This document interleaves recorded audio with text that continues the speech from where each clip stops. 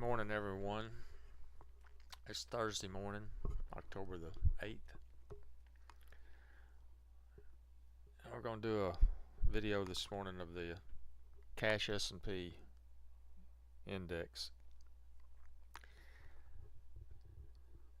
We have a real mess on the charts from the all-time high, and it's obvious everyone's having a hard time with it because of all the questions we're getting, trying to answer. What's this? What's that? Why is this counted this way?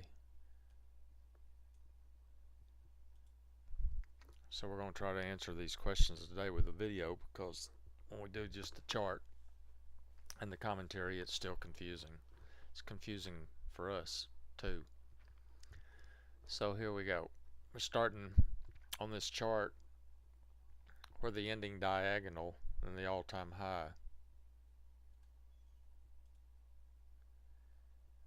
And we've got this labeled as wave 3, minor wave 3 of the ending diagonal that everyone saw the charts for months through most of this year where we were tracking it.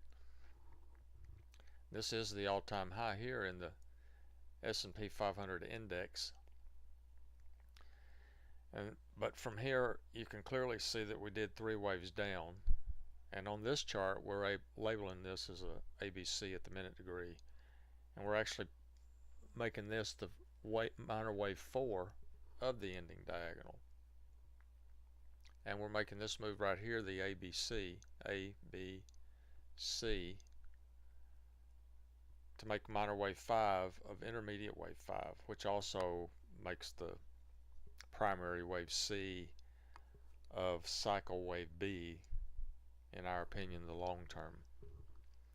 But anyway, reason we've got it labeled like this is because the Wilshire 5000, the broader index, and the global Dow broader index made their all-time highs at this point. You see this blue line indicates S&P makes its new high here. The global Dow and the Wilshire 5000 makes their high here, but you can see that the S&P failed to make a new high. Now this can be a truncated fifth wave, meaning that wave 5 didn't have enough strength to make the new high, and that's called a fifth wave failure or a truncated fifth wave. Now the Wilshire 5000, in our opinion, and the global Dow gets much more weight as to what the chart patterns look like compared to the S&P and the Dow. So if we align the S&P with those broader indexes, then we have a top here in the S&P, and that's why we would label the chart this way. From there we did a 5-wave impulse wave down. We've got that labeled as minute wave 1.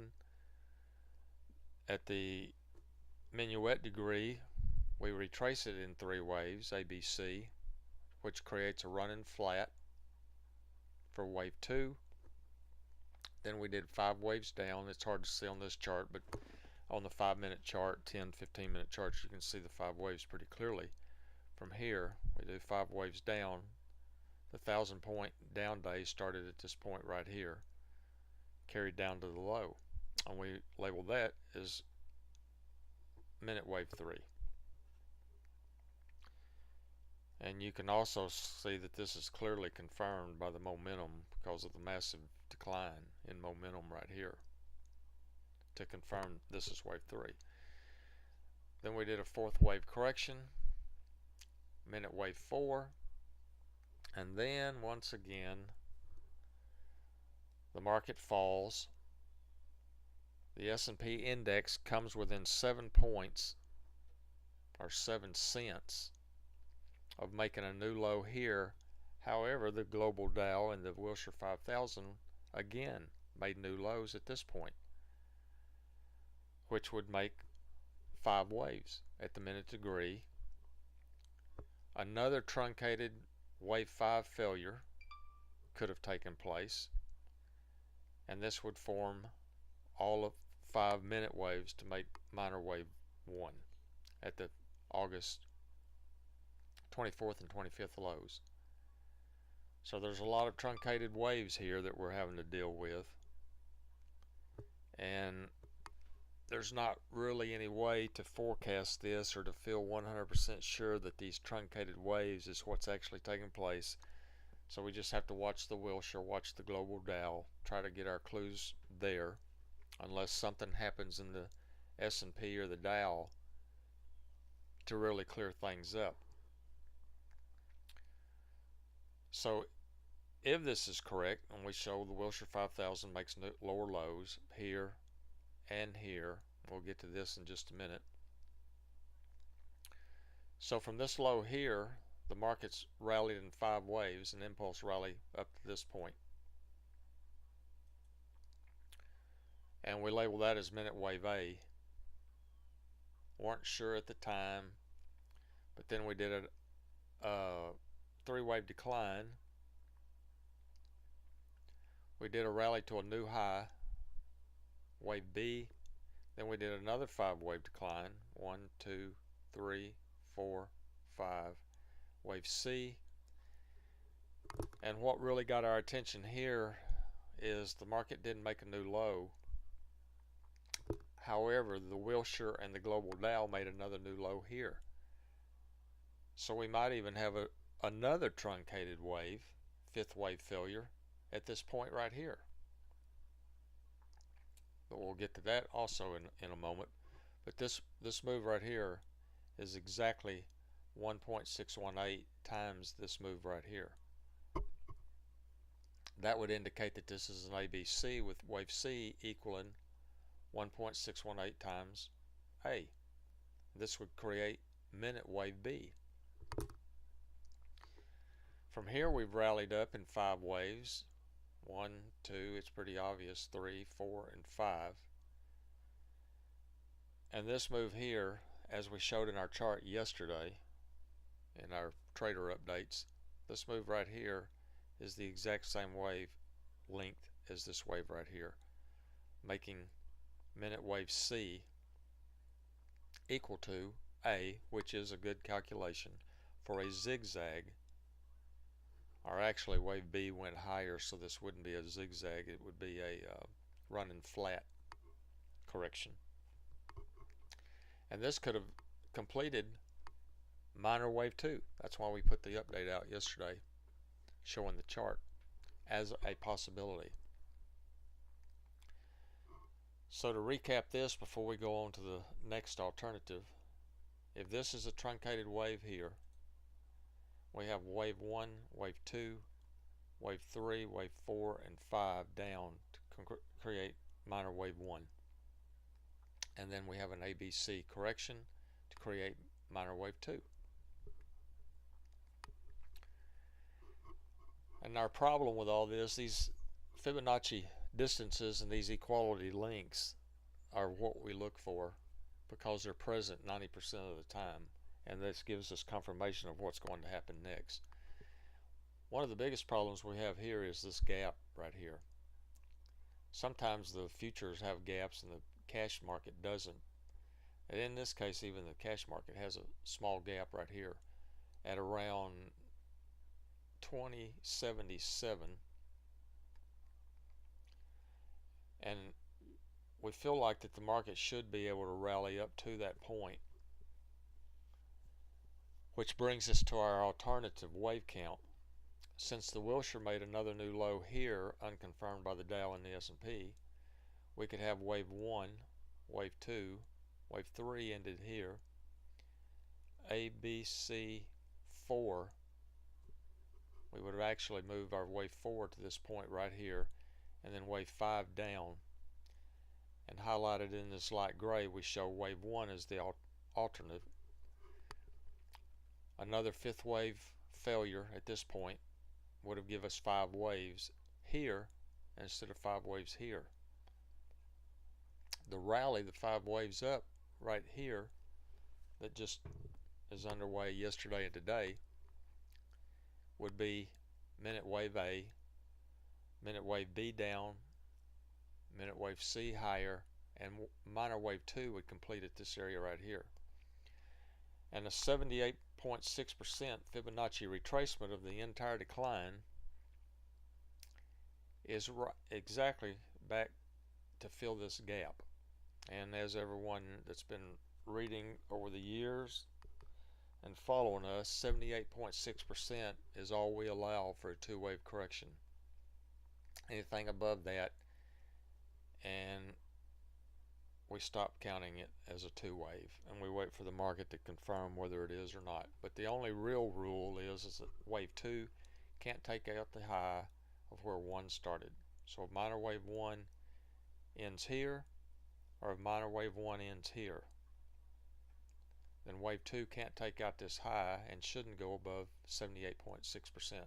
So we have two ways that we're counting this sell-off so far from the all-time high. And another way to count it, if you want to, really stick with the high that was made in the S&P, you would move wave 5 and 5 to this high, the all-time high in the S&P right here. This would be counted as a leading diagonal wave 1 right here. That's the only way to count that. That's a sloppy pattern, but it can count as a leading diagonal wave 1. Wave 2 would end right here. 5 waves of 3. We would still have a truncated fifth wave for 3 right here, wave 4 and wave 5.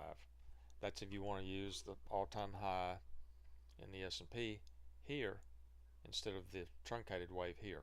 Doesn't really matter. Like I say, the Wilshire is a much broader way of looking at the market, and patterns in the Wilshire is what we really look at. And it's always nice when the S&P and the Dow also confirm those patterns, but sometimes they just don't, and that's what we're dealing with here. Truncated waves that we can't forecast or anticipate, and when they happen, there's not much way to trade them with any real conviction. That's why we're placing these small trades right here for the time being. We got stopped out yesterday, made a nice profit, but that's why we're trading this, because of all these possible fifth wave failures. And until we see whether this is the end of the rally here, or whether we finish wave A and then B and then C down, this will be real key in the future as to how we get our short positions set and get started minor wave 3 down, shown by this arrow. Breaking these lows here now would indicate that minor wave 3 down is underway. Minor 3 wave down will be bigger than what we've already seen, down to 1700 and lower in the S&P. So to recap, this is how we're looking at it, and this is what we're watching. We need to break 1960 here just on the short term. That would confirm that yesterday finished the 5 waves, but until the market breaks below 1960, we could still see a new high where the market is still trying to subdivide this move here. And if it does break this channel line and this equality movement, that would bring the alternative wave count to where this is wave A. We'll see wave B down, wave C up. That would really raise the possibilities of that taking place. So this is what we're watching for now. Hopefully everybody, this video will help everybody to understand where all the confusion is coming from and how it's really hard. A lot of ifs, ands, and buts with this wave count right now, but it'll work its way. And of course, both of these scenarios are bearish, but we do have some bulls out there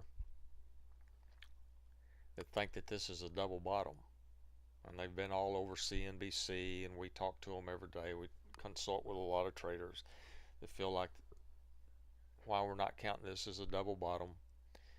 And the reason we're not for now is because of this ending diagonal that took place over the last 8 months, that either, like we said, either ended here or ended here. But if you are bullish and you think that this was still just another correction of the rally that began in 2011, it would be real easy to count this as wave A, this is wave B, and this is wave C. And we have a big 3-wave correction right here. A, B, 5 waves of C. This is not indicative. This pattern right here is not bullish. This is clearly just 3 waves up, so that's not bullish.